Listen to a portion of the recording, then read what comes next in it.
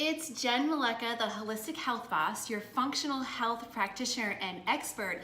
And this week I want to talk to you guys about what to do when SHIT happens. Because let's face it, shit is gonna happen and you can't always avoid it. There will always be traffic, an angry boss, deadlines that won't get met no matter how hard you try, maybe the loss of loved ones, stumbles and falls along the way. It's just life. Last week, I was stuck in a literal SHIT storm. I was on my way home from Peru and everything was smooth sailing on my flight from Lima to Miami. So good, in fact, that we actually landed 45 minutes early. So after being away from home for 11 days, needless to say, I was giddy to get home. So I decided to jump my flight and catch an earlier one. I paid $250 to catch an earlier flight at 3:45 p.m. and instead of waiting around until 7:45 so that I could get home 2 hours early and slide into bed before my 10 p.m. bedtime. Sounds like a really great idea, right? Well, I thought so. At least that was until things went all wrong. My new flight connected through Dallas. The plane actually boarded on time, and I texted my husband so far so good about 10 minutes too early. Just after I hit send, the pilot announced that there was a holdup on the runway and that we would be taking off as soon as possible. Dun, dun, dun. 40 minutes later, we finally took flight. And this is when shit really started to hit the fan because I had a very tight connection in Dallas. I nervously watched the time go by, hoping, praying, wishing, and thinking all the positive thoughts possible that we would be able to make up time in the air and that I would make my tight connection in Dallas. Just as we landed in Dallas, there was a little bit of a glimmer of hope. A woman next to me said that her husband had just messaged her that all flights in Dallas had been grounded until 7:30 p.m. for some reason, meaning that my connection was actually still on the ground, and when I looked, it was actually delayed. So I grabbed my bag and I ran across the airport with about 20 other people who were trying to catch this connection to San Diego. Now we got to the gate and the flight had been delayed and the representative was still at the counter. So of course I felt relieved. I was like, yes, I'm gonna get home. But unfortunately, to our disappointment, the plane had already closed up its boarding process and nobody else was getting on. In that moment, I basically had two choices. I could, one, raise hell, scream, yell, and demand for the plane to let us on, as most of my passenger peers did all around me. It was quite a ruckus.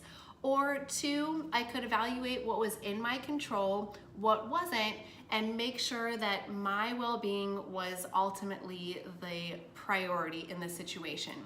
So I opted for option number two.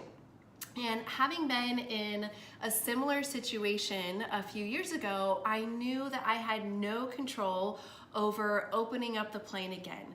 The old me back then a few years ago actually argued with the airline representative, which did absolutely nothing for me except for raise my stress levels, drain my energy, and it just really left me feeling fatigued and overall hopeless as I was stuck in the airport. So this time I chose differently. I chose to make my health a priority first. And that's what I want to talk with you guys more about in this blog, is about how to navigate life when shit like this happens in order to better support your health basically overall. Because like we said, stuff is going to happen. Some things are within our control and some things are absolutely not. Now, just because I'm a health-minded person, it doesn't mean that I'm immune to shit happening in my life. I've definitely had my fair share and I still get dished some from time to time, just like this recent experience. But how we choose to navigate the shit is what makes all the difference in the world when it comes to our health ultimately. The choices that we make around food, lifestyle, and behavior all influence our genetic makeup and therefore our health in turn. We might have been given a set of genes, but we have the ability to turn them on or off based on how we choose to live our life. Now, we know this based upon the study of epigenetics, which is kind of new and up and coming research. As a recent study showed in 2012, mice raised by stressed mothers were more likely to be stressed themselves. Stress actually causes changes in the DNA that affect the receptors for cortisol, our major stress hormone. The way that we handle stress not only impacts our genes, but also the genes of our offspring that come after us. This is how huge of an impact it has. And it's actually funny sometimes how we will actually create more stress in our lives than necessary. We wait until the last minute to do something. Procrastination, maybe like filling up our gas tank, as my friend Molly Hamill just recently posted about on Instagram. We take on more than we can handle, putting too much on our plate. We think that we can save everyone or change them for the better and embrace this martyr or healer mentality. And oftentimes we find ourselves arguing our point of view just to prove ourselves right, even if we might be wrong. And all of these things create stress. So we do all of this for what exactly? To feel exhausted, fat, tired, and sick more than we would like to. It's time to put all of that in perspective, which is the experience that I just had, and realize that each action you take can either help or hinder your health. So my question for you this week is, which one are you going to choose moving forward? This became so clear to me after the first time my mom had a near-death experience over 7 years ago. I ran myself ragged trying to save her, arguing with doctors, trying to control everything, and putting way too much responsibility for work, home, and her on my personal plate when a lot of this stuff was out of my control. She lived, but I barely did. I was a shadow of health that I used to know, and it took quite some time for me to recover from all of that.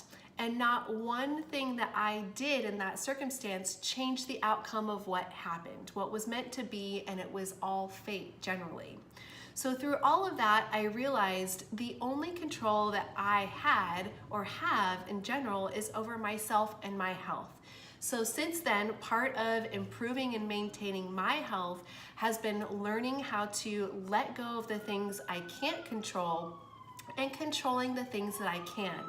Now, this can be really tough when it means making myself a priority over even my loved ones, but I know ultimately it is necessary for my health and my personal survival. Being able to identify the burden of stress on the body at any point in time and knowing how to take action to reduce it is the main message that I teach all of my health coaching clients, and one that I practice personally as I continue to evolve on my own health journey. So whether that's by taking action to, eat in alignment with what your body needs, to get adequate sleep and rest over all else, or to turn down the exercise intensity even when your ego says no, or maybe to support your body with proper supplements until it can support itself, even if you don't want to take them, and noticing when a situation is causing emotional or mental stress and changing the course of direction. And then also by reducing maybe toxic exposures as much as possible and enhancing the body's natural detox capacity so that it can filter them out. So back to that moment when I missed my flight connection. Let's get back to the story here. There was nothing that I could do about that situation, but I was able to assess the circumstances and recognize the possible burdens of stress my body was about to face. Maybe not being home on time for a healthy meal would have a negative impact, not being in bed at a reasonable hour, and the mental emotional stress aspects of being stuck waiting for another plane would all compound together to create more stress. And that wasn't even the end of it. My rescheduled flight for 10:30 p.m. that night was canceled. The airport hotel was sold out, so I had to drive 10 miles away just to find a hotel room. I woke up at 5:10 a.m. to a voicemail that my new flight in the morning at 6:55 a.m. was canceled, and I finally made it on a flight at 7:10 a.m. that had me connecting through Los Angeles to San Diego. And I didn't lose my shit, not even once. So after 36 plus hours of traveling, 1 missed connection, 2 canceled flights, and 5 hours of sleep in a last-minute hotel room, how did I stay sane and healthy this whole time? My priorities were 3 simple things: sleep, getting clean food, and meditation. And those were the 3 things that I could control and that I knew would have the greatest positive impact on my well-being overall. Because I know that when I'm eating clean food, that it helps to keep my mind clear and my body nourished. Sure, it would have been super easy to eat anything that was in front of me in immediate sight in the airport, but the downside would have been brain fog, bloating, and inflammation that probably would have destroyed me for multiple days, let alone just in that moment. I also know that when I'm sleep deprived, I become irritable and susceptible to getting sick, so getting sleep was a must, not standing around arguing about a missed or canceled flight. I had to prioritize getting to a hotel and getting to sleep. And then of course, to keep myself grounded emotionally stable, minus the few tired tears I did shed when I was on the phone with my husband when I knew that I wouldn't be home. And to stay rational so that I can make quick decisions about my next move, I knew that I needed to compress with some deep breathing in that specific moment, and then follow up with some meditation before I went to bed so that I could feel my best the next day. All in all, I made it home in one piece without an ounce of jet lag or regret because I stayed focused on those 3 things.